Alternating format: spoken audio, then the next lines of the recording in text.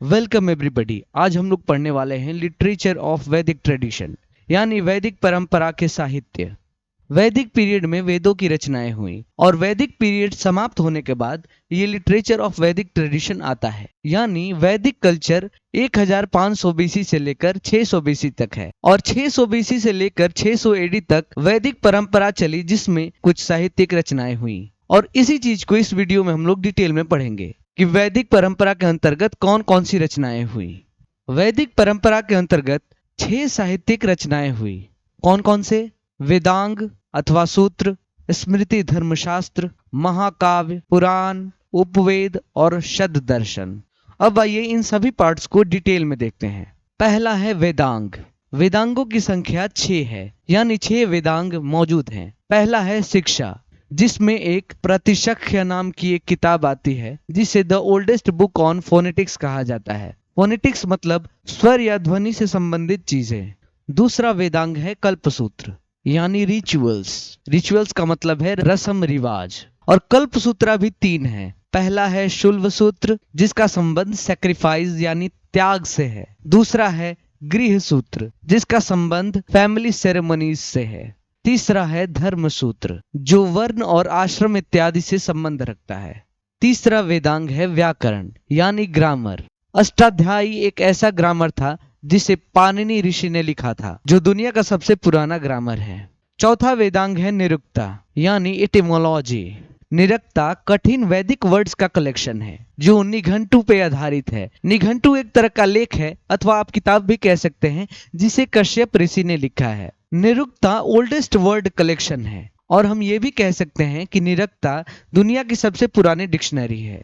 अब आते हैं 5वें वेदांग पर, जो है छंद, यानी मैट्रिक्स। छंद के मामले में पिंगल ऋषि द्वारा लिखा गया छंद सूत्र सबसे फेमस टेक्स्ट है। अब आते हैं 6वें वेदांग पर, जो है ज्योतिष, यानी एस्ट्रोनॉमी। एस्ट्रोनॉमी मतलब आप सब जानते हैं कि अगर आप फ्यूचर की चीजें प्रेजेंट में जानना चाहें तो आप एस्ट्रोनॉमी के सहारे जान सकते हैं। और लगड़ मुनि द्वारा एस्ट्रोनॉमी पे एक किताब लिखी गई, जिसका नाम था वेदांग ज्योतिषा। वेदांग ज्योतिषा दुनिया का सबसे पुराना ज्योतिष टेक्स्ट है। अब आइए वैदिक परंपरा के अंतर्गत आने वाले दूसरे साहित्य को देखते हैं, जो है स्मृति धर्मशास्त्र। देयर आर 6 फेमस स्मृतिज, यानी 6 प्रसिद्ध स्मृतियां मौजूद हैं। पहला है मनुस्मृति, दूसरा है यज्ञवल्क्य स्मृति, तीसरा है नारद स्मृति, चौथा है पराशर स्मृति, पांचवा है बृहस्पति स्मृति और छठवा है कात्यायन स्मृति। अब आइए देखते हैं वैदिक परंपरा का तीसरा साहित्य, जो है महाकाव्य। वैदिक परंपरा में मेनली 2 महाकाव्य हैं। पहला है रामायण,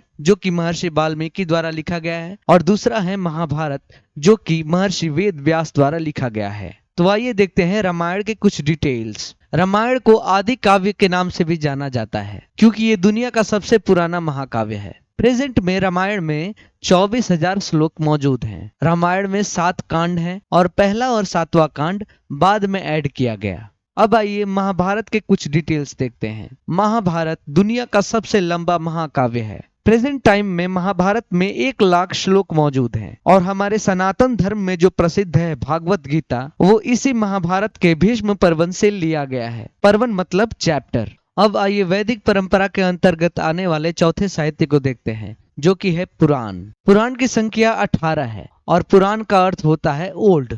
मत्स्य पुराण सबसे ओल्डेस्ट पुराणिक टेक्स्ट है, और कुछ और महत्वपूर्ण पुराण मौजूद हैं, जो है भागवत, विष्णु, वायु और ब्रह्मांड।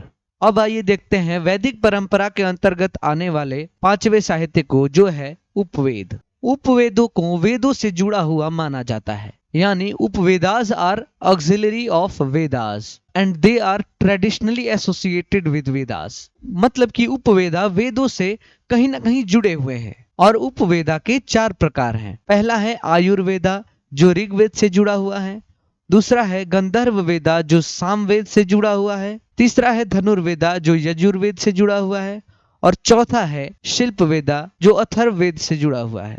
अब आइए देखते हैं वैदिक परंपरा के अंतर्गत आने वाले छठे और आखिरी साहित्य को, जो है शद दर्शन।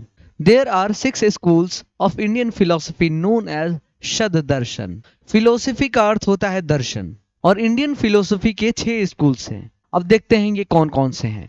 पहला दर्शन है संख्य दर्शन और इसके फाउंडर हैं कपिल मुनि और इसमें बेसिक टेक्स्ट संख्य सूत्र का यूज किया गया है। दूसरा दर्शन है योग दर्शन, इसके फाउंडर हैं महर्षि पतंजलि और इसमें बेसिक टेक्स्ट योगा सूत्र का यूज किया गया है। तीसरा दर्शन है न्याय दर्शन, इसके फाउंडर अक्षपदा गौतम हैं और इसमें बेसिक टेक्स्ट न्याय सूत्र का यूज किया गया है। चौथा दर्शन है वैशेषिका दर्शन, जिसके फाउंडर हैं उलूक कन्नड़ा और इसमें बेसिक टेक्स्ट वैशेषिका सूत्र का यूज किया गया है। पांचवा दर्शन है मीमांसा अथवा पूर्ण मीमांसा, इसके फाउंडर हैं जैमिनी और इसमें बेसिक टेक्स्ट पूर्व मीमांसा सूत्र का यूज किया गया है। और छठवां और आखिरी दर्शन है वेदांत अथवा उत्तर मीमांसा, इसके फाउंडर हैं बादरायना और इसमें बेसिक टेक्स्ट ब्रह्मा अथवा वेदांत सूत्र का यूज किया गया है।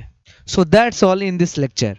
अगर ये लेक्चर आपके लिए हेल्पफुल रहा तो वीडियो को लाइक करिए, चैनल को सब्सक्राइब करिए। और प्रीवियस वीडियो में मैंने वेदों के बारे में बताया है, अगर उस वीडियो को आप देखना चाहते हैं तो डिस्क्रिप्शन में दिए गए लिंक पे क्लिक करिए और जाके वो वीडियो देखिए। और नेक्स्ट वीडियो के लिए भी डिस्क्रिप्शन में लिंक आपको मिल जाएगा, आप जाके नेक्स्ट लेक्चर भी देख सकते हैं। So that's all students, thank you and thanks for watching.